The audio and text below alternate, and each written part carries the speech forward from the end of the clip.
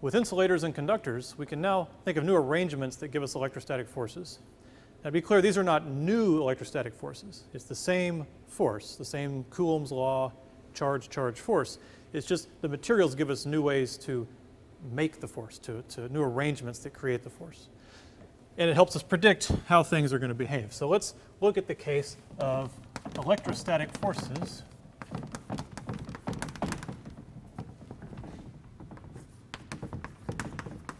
on conductors. Okay, so we'll start with the Teflon rod that we know and love. So this is a charged insulator. It's really just here to give us some charge. So if we rub the Teflon rod with our cat fur, then we'll have a nice negatively charged surface. And then nearby, we'll put a big sphere of neutral conductor. Okay. Now I'm going to describe it as though our conductor is a metal. We're going to assume, let's assume it's a metal. So if we have negative charge here, this metallic conductor has free electrons in it. So they want to get as far away from these negative charges as they can. So the free electrons will feel a repulsive force and they'll go to this side. Since it started out neutral, that will leave this side positive. Okay. Now notice in a lot of cases, it doesn't actually matter if it's the electrons, the negative charge, or the positive charge moving. If this were a conductor with positive charges that were mobile, then it would be attracted, come this way, and it would leave this side negative. So it doesn't actually matter. But if we want to think microscopically about a metal, what really happens is the electrons build up here, which leaves exposed nuclei over there. Okay, so the charge will separate. And now, if we want to think about the forces, well, these charges will feel a repulsive force here. So we could call that force repulsive. And these positive charges will feel an attractive force on this side. So force attractive, like that. So the question is, what is the net force? So it's feeling forces in both directions.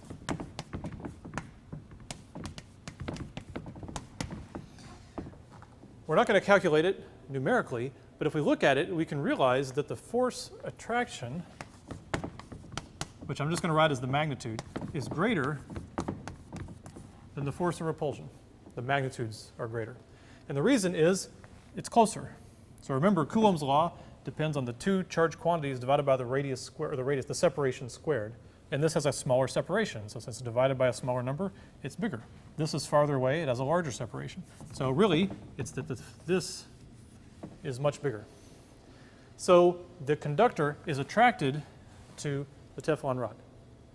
Now, it doesn't even matter which charge the Teflon rod has.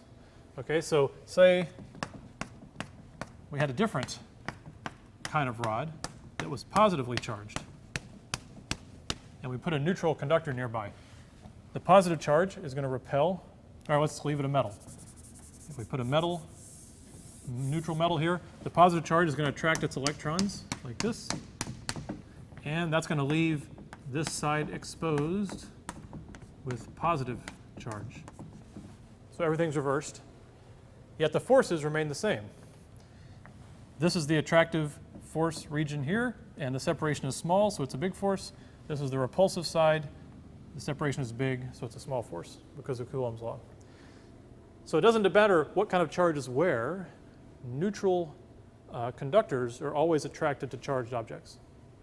Now, the conductor can become charged, and that can change things. So yeah, keep in mind, you can charge a conductor. But a neutral conductor, where all that's happening is a charge is rearranging, will always rearrange in a way to be attracted to a charge nearby. So I can show you that this is true with our Teflon rod. So here is a Teflon rod here, and I've got the fur here to charge it up in a minute. And now we need a conductor, and for the conductor, I'm going to go with these. So I was a child in the 70s, and in the 70s, Christmas trees were decorated with these icicles. They're little strands of conducting material, and they were very fun to play with as a kid, and then they disappeared for a very long time. I think it's because they were made out of lead, right? And kids would go to the tree and try to eat them, and that's not good. So, but then suddenly, 2 years ago, I'd actually searched for them for many years. 2 years ago, I'm at Target, and they've got just a huge wall of these things. I think they've basically found a cheap way to make Mylar and cut it up into tinsel. So I was all excited. I bought like 20 of these things. So I now have enough tinsel to last me forever in demos. But the point is, it's a conducting material and it's very thin. So if there's a force on it, we will see the force because the material will actually deform and bend and move around. So I'm going to take just one of these out, and I'm going to charge up the rod like this. All right, and I'm going to take my icicle here, and oh, see, there it goes. It really wants to touch the charged rod.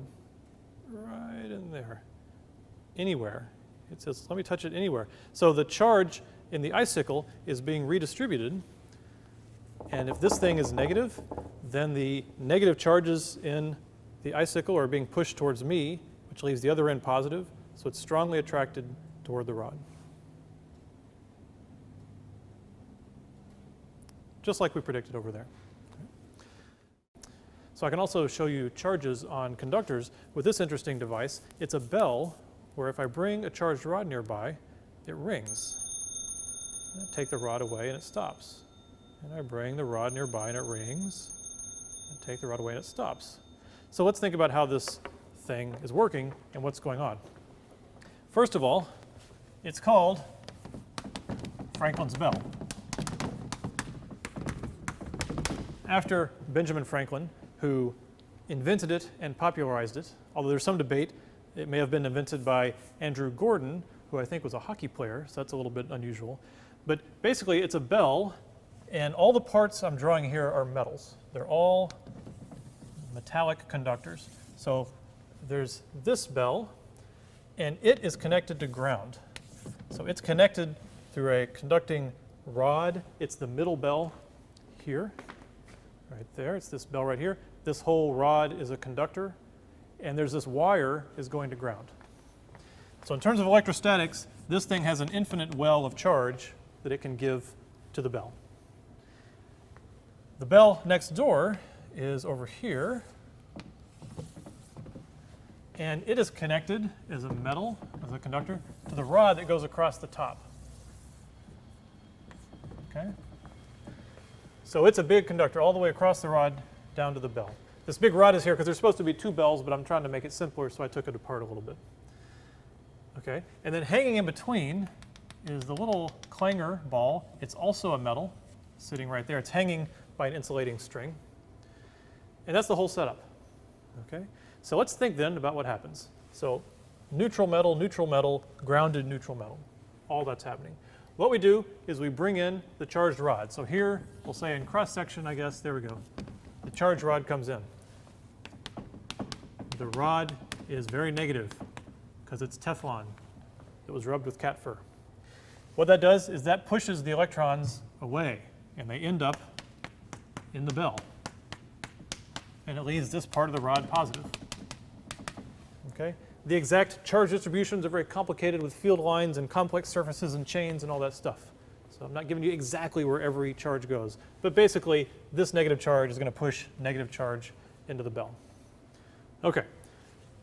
The ball is sitting here. A little conducting ball is the clanger sitting there. This is neutral, doing nothing. But the ball sees a negative bell nearby covered with negative charge.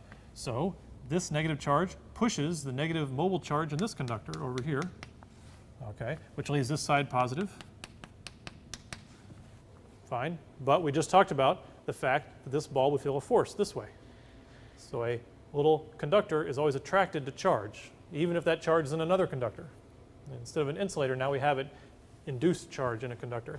But since this positive is closer and this negative is further, this feels a force that way. Okay? And it feels a force, it's free to move by this loose string, so it's going to fly up there and hit the bell. So we can erase it real quick and draw it again and say now it goes up here, and there's your first ding. It hits the bell, makes a dinging sound. Now let's see, it did have positive here and negative here, but when it touches, what happens? Some of this negative says, oh, I'll cover up those positives. Okay, so it takes those out, and now you have a negatively charged ball. Now it's basically a continuous conductor with this bell, but it's a piece that can fly off. So these negatives are now repelled by these negatives, so it feels a force back that way. Electrostatically pushing, and also just gravity, it's probably mostly gravity, is now pulling it down, now that there's no force pulling it back this way. So it falls this way. And it goes through 0, and it's negatively charged. It has momentum, it keeps going. So it comes over here, got its negative charge, hits this bell, and there's another ding. This thing is grounded. It'll happily take these electrons away. You're too charged up, you want to get rid of your electrons, they'll go here. Now we have a neutral ball. There's no reason for it to stay here. Gravity pulls it back down. And the process now repeats. Now we're back to a neutral ball in the middle. So what this thing is doing is under the forces of a conductor near charge, it's moving up, it's picking up negative charge here, it's falling and it's delivering it here. And on each cycle, it rams into the bells and it makes a sound. When we take the rod away, everything becomes neutral again. It has no reason to keep going. Sometimes it kind of keeps shaking a little bit, but nothing really drives it anymore. So let's look at that again and see if that makes any sense. See if it'll still behave. Let's see, so we bring in our rod, and there it goes. Ringing, pull the rod away, and there it goes, finally stopped. Let me charge it up again. And another thing I can do is I can make it go, but remember, I'm a big conductor, so if I touch it, that kills the ringing, because I just took all the charge away. This part has to be charged up for it to ring. If I touch it, I take the charge away, because I'm basically the same as grounding it. See, went away. Try that one more time.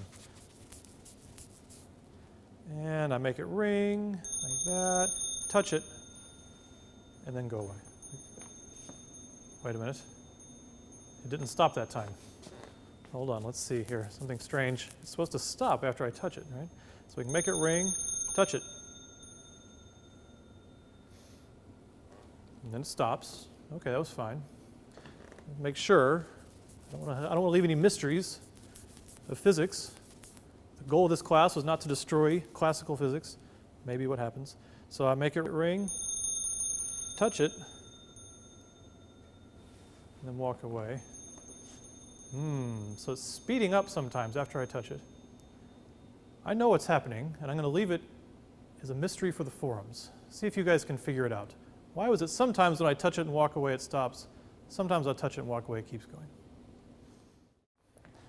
Our final topic is what happens when you have too much charge. You can't charge something up forever. Eventually, something is going to give. So let's imagine we have sort of just a curved conductor, and we put some charge on it. But we're not happy. Let's put more charge on it. Let's put a huge amount of charge. And that's what this thing does. This is a Wimshurst generator.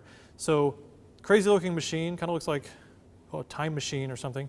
We spin this thing, and these little metal paddles go against these brushes. So the brushes touch the metal and the plastic, and the metal and the plastic, and the metal and the plastic. So they pick up charge from the plastic, and they dump it into the circuit with the metal.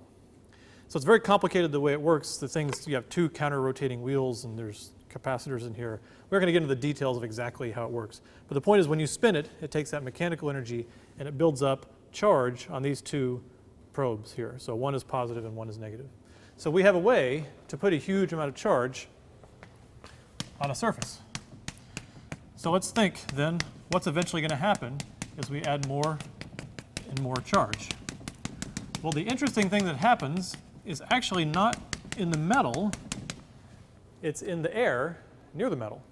So in the air, what do we have? We have oxygen, we have nitrogen, we have a lot of things. I'm going to pretend we just have neutral air molecules, okay? So let's say we have a nucleus here, and it has some electrons going around it. Neutral air molecule.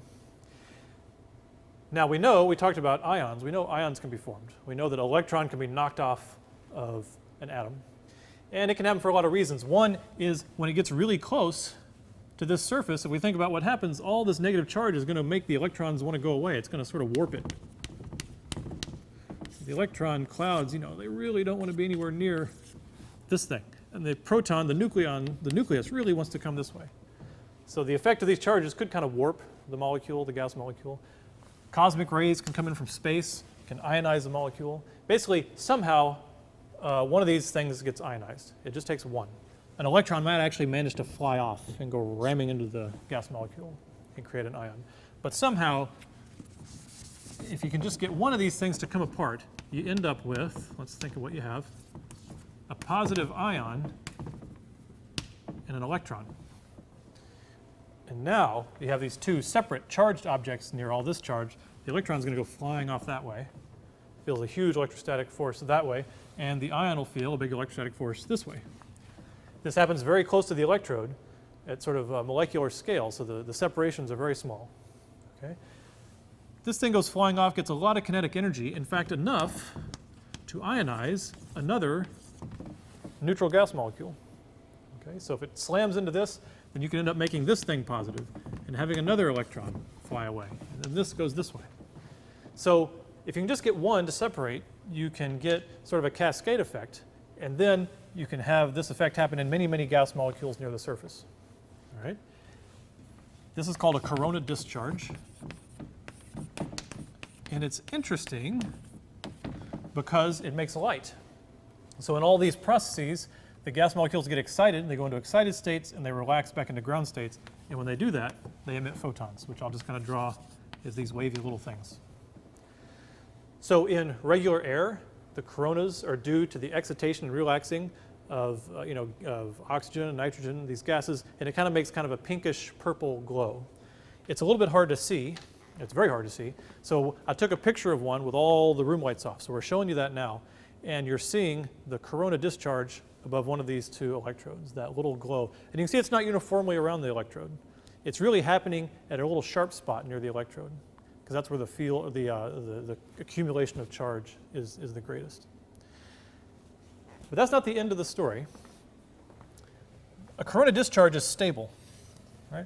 So if we think back here, we have these atoms being ionized, and the electron flies this way, and the atom flies this way, and it happens here. And if you get far enough away, you're getting farther and farther from the electrode, and how much you accelerate this electron is going down. And eventually it gets low enough that it doesn't give you enough energy to create another ion. So the corona discharge kind of happens in a well-defined region. And outside that region, it stops. And you saw that in the picture. But then something else can happen. This is the positive electrode over here. And if you keep charging it, it gets very positive, very positive, very positive, very positive, very positive. Okay? The same processes can happen on the positive electrode. You can have a gas molecule over here that's neutral, and something can ionize it, and when it becomes ionized and the electron comes off, in this case the ion would fly that way, and the electron would fly that way towards the electrode. So same thing. The rate at which they happen and how bright the lights are actually different because it's not completely symmetric, right? So here, the light thing, the electron is flying away, and the heavy thing, the gas ion, is flying back, and here it's the opposite. So you get corona on both sides, but they're different kinds of coronas. But you get them on both sides. But both of them eventually stop because you get far enough away from the electrode that the forces aren't really big enough to make it happen. But one special thing can happen is if this corona, you can think of it as this coronas get together, you can create a plasma. You can basically create a region of the gas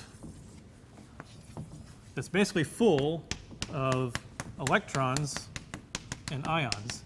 And it's so full of those that it essentially becomes a conductor.